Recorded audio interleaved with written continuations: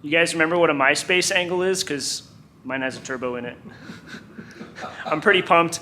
The manifold is in, it's all welded up, the turbo is in place, the wastegate is in, and we've got supports hiding under the thing. So this section of the build is kind of wrapped up. I'm excited to show you guys all of the progress from this weekend. It was a lot more than I expected to get into. I thought we would just be doing the wastegate and some supports, but it turns out this really snowballed into a much bigger job, but it's done. Let me show you guys how the weekend went down.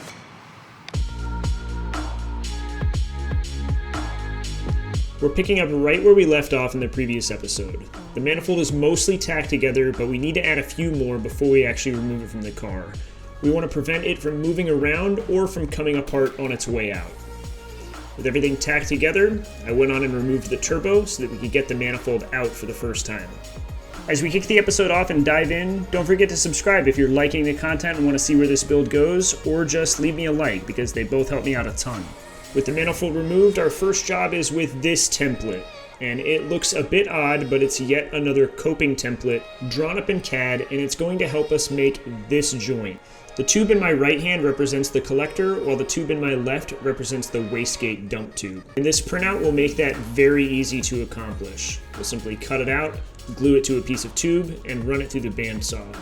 I'm shortcutting some of this because it's the same process that we used in a previous episode to make our merge collector. So if you want to see how that works, click the link in the corner. Running our part through the bandsaw requires two passes, one for the cope and one to cut the rest of the material off so that we can attach our wastegate to it. Now, one interesting problem that we face is the fact that the wastegate flange fits nicely, or actually relatively loose, in a piece of 2.5-inch stainless tubing, at least in the straight segment of it. But if we look at that same piece in the middle of a bend, you'll notice that it doesn't fit, and that's because the stainless distorts ever so slightly in the bending process. So I took this flange and chalked it up in the lathe. And while I wouldn't say I have any idea what I'm actually doing with this machine, I was able to remove a little bit of material so that we can actually fit it where we need it to go, which was pretty helpful. This would have been a big challenge without this lathe, so I'm thankful for my friend Jeff Tye for passing this tool on to me at no cost. Here you can see an example of the pass that I made. I took some material off of the outside diameter of it, and now it fits nicely in the tube.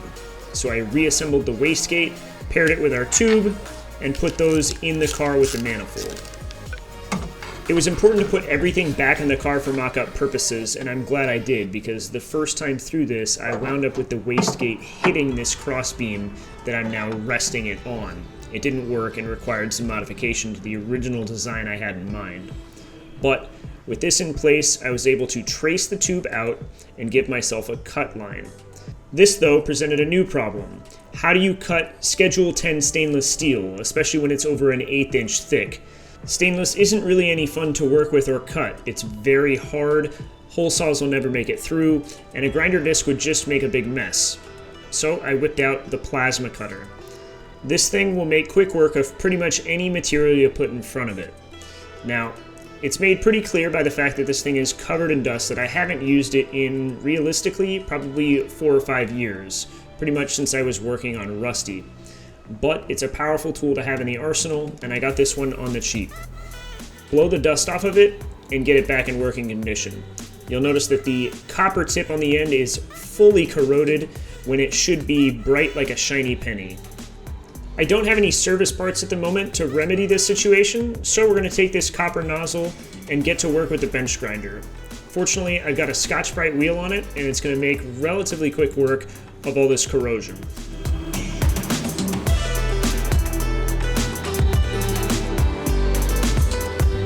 We don't need it to be perfect, we just need to make good electrical contact, at least for this one cut we need to make. This won't be a permanent solution, but it's going to work.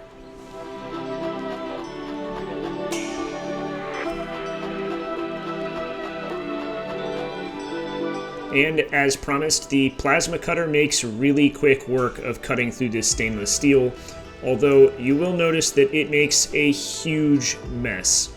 The cut edges of the material are incredibly rough, and using a plasma cutter to cut anything cleanly is a pretty big challenge unless you have kind of cut guides or cut templates. You can see all of the slag left on the border of the cut, and the same is true for the inside of the tube. There is now going to be a bunch of slag stuck to the back of it, so this is going to require a lot of cleanup, both inside and outside. So I used my power file to clean up the edges of the hole and took them out to my cut line, which ideally will line up with the wastegate tube once we mate the two together.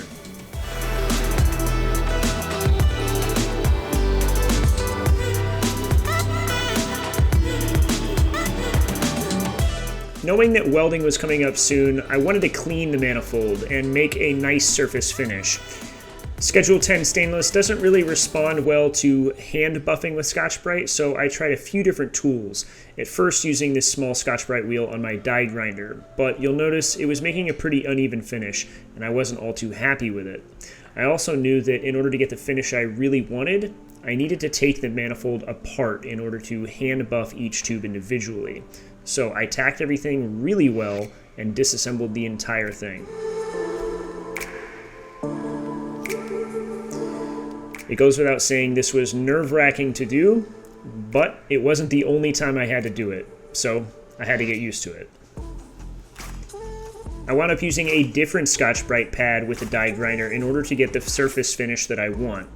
This kind of burgundy maroon pad that was pretty flexible actually produced a really nice finish. It wasn't a perfect polish, but that's not what I was after. I don't want kind of a fully polished, chrome-looking manifold. I think a nice shot peen looking finish will suit the job perfectly, and thankfully this brush did just the trick.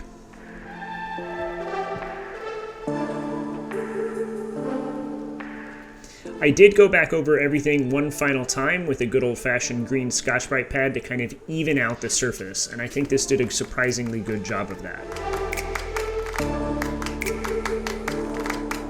Following that, it was the task of putting the manifold back together. Thankfully, nothing had moved yet because we haven't done any welding, but this was a good test run in order to figure out how to do it effectively.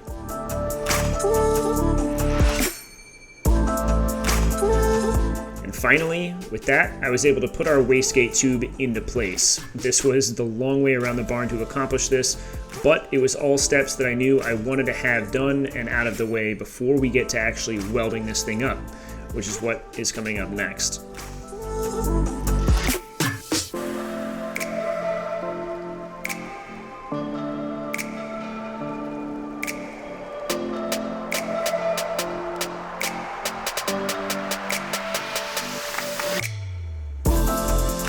Last but not least was adding the wastegate flange to our tube. I made sure to space it well enough so that everything will clear, including the clamp.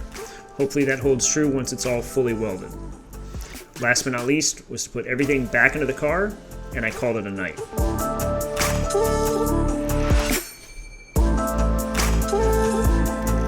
I came in the next morning and finally had a good look at what this manifold is actually going to look like now with the kind of dull polish in place and with all the tubes actually tacked in. Last but not least, the wastegate hanging where it's going to be. I like the way everything is shaping up, but there's one problem at hand, and it's if you look very closely at the top two tubes where they meet the collector. Those last two tube segments aren't perfectly the same, and my friend Charlie pointed it out to me, and for better or worse, it started driving me crazy. I tried to convince myself that this wasn't worth changing, and really, it's probably not, but I wanted it to always be able to look at this and knew that I gave it every ounce of effort that I could, so I did what any rational person would do, and I cut the manifold apart and started making changes.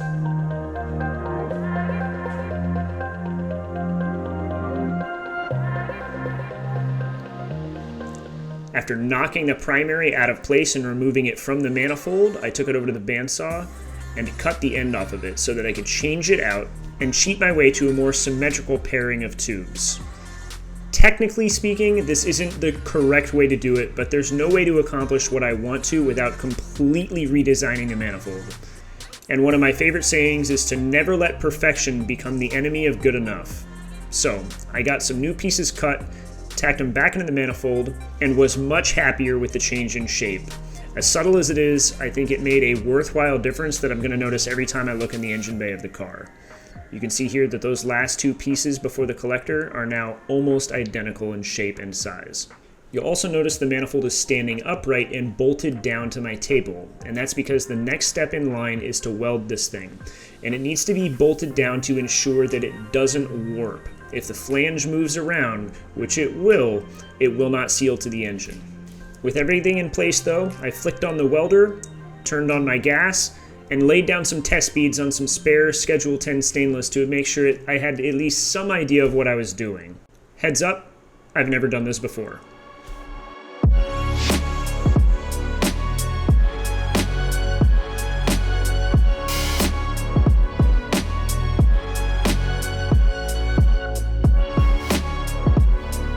Welding this manifold up was a real adventure.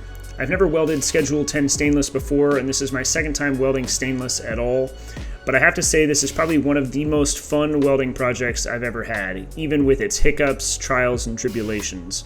This was a ton of work. It took me all day long, but it was rewarding and I could feel myself getting better with each and every pass. There really is nothing quite like good old-fashioned practice, and I'm really happy that I decided to tackle this project on my own as opposed to going with something off of the shelf or paying someone else to have done it for me. I can't say that it's the best manifold out there because it's not. It's not even close, but it's mine and I'm learning a ton through the process.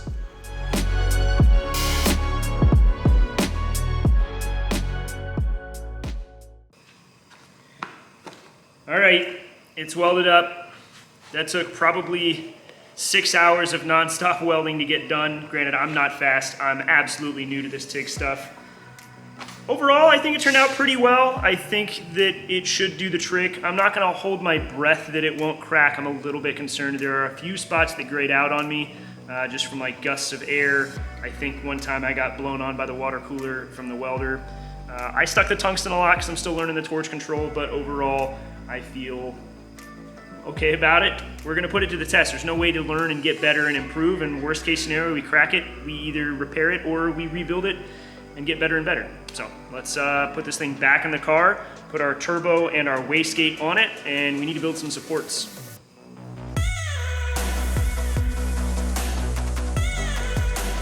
Now, a lot of you guys expressed some serious worries about the turbo placement and the amount of leverage hanging off of the cylinder head and on the manifold itself due to the turbo placement, but I promise we are supporting the turbo. That's our goal right now. We're starting that process by adding a tab to the bottom of the manifold, and this is going to give us something to actually attach some support structure to. Now, I spent a lot of time trying to think about what the best overall structure might be for this thing. But as this unfolds, I hope you guys will agree I think this is the best way to do it. Or maybe not. We'll find out. We are almost done with this, and I'm dragging. This has been one awfully long day. I wanted to weld that thing and be done with it. I don't want to be working on brackets and supports right now, but gotta get it done. Almost there, almost there. My neck is killing me. With the tab mounted to the manifold, it was finally time to put the manifold back into the car now that it's fully welded. And it was cool seeing it in place, but we've still got a little bit left to do. Playing the opposite role of the tab we just made are these 8mm rod end bolts, or so they're called from McMaster Carr. These are going to offer a really quick and easy way to attach some rod ends to the block of the engine. There are two well-placed 8mm bolt holes in the block that are a great landing place for these rod end bolts, and they're going to be a great place to land some structure for the turbo.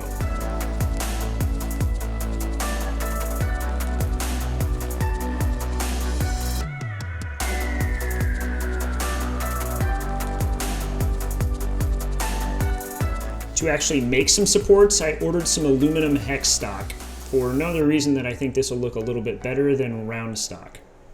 I chucked the hex stock in the lathe so that we can do 3 processes on it. We need to drill each end of it, and then we need to tap each end of it so we can put rod ends in it.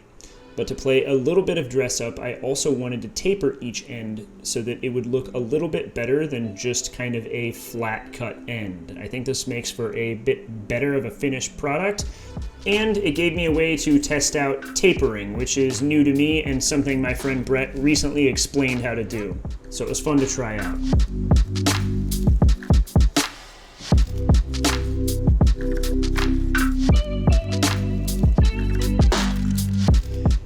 After repeating this process 4 times, once on each end of both support rods, I pulled them out of the lathe and assembled them. And this is what we have. 2 slightly different length support rods with heim joints on each end that will be adjustable in length as we need. And here you can see them in place. Now, I can already imagine the comments that are coming in. Some of you guys are going to say, hey, this won't let the manifold expand and contract properly. And to a degree, you might be right. But the whole point of using the heim joints and putting this as a triangle is so that it can articulate some. It can move on an arc, and I'm hopeful that this will give it just enough movement so that the manifold can expand and contract as it needs to without cracking itself to bits. It's a solution I'm happy with, and we'll just have to see how it works.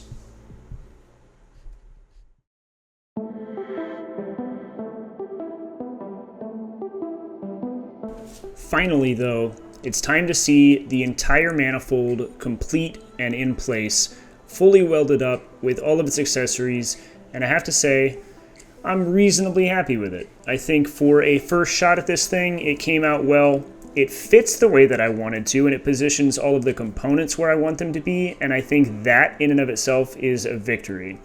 I think there's a long way to go on learning how to weld and perfect this thing, but that only comes with experience, and I think this is just something I'll have to keep doing if I want to get better at it. In all, this is a huge fabrication project crossed off the list, and I'm excited to get to move on to other things such as the exhaust and the charge piping, because I think there's a lot more to learn while we build those up next.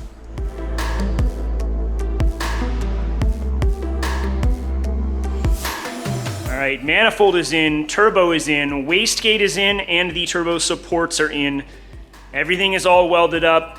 That was a lot of stuff to do in one episode. This was way more than I expected to get done, but honestly, I really did not want to drag this manifold build on for a 4th episode, so I'm glad we're here. It was worth the absolute thrash to get to this point. I'm excited. The manifold turned out okay. There's always room for improvement. It could be better. I already feel like I could do a better one now that I've done one, but it's done. I'm excited to put it to work, and we can all get a good laugh if and when it cracks. So, on to the next project on the car. There's still a ton left to do. I'm excited for our episode coming up on Thursday. Thank you guys, as always, for watching and for supporting. And thank you to YouTube for choosing this channel to be one of their 2 this week. They choose 2 a week to be Creator on the Rise. And they have plastered this channel up on the Trending and Explore page for 24 hours as a way to show support for a rising creator. So thank you guys. I appreciate everyone for watching and helping to make that happen. And thank you to YouTube for choosing this channel and this content to promote. That means a lot. I'll catch everybody on Thursday in our next episode. Until then.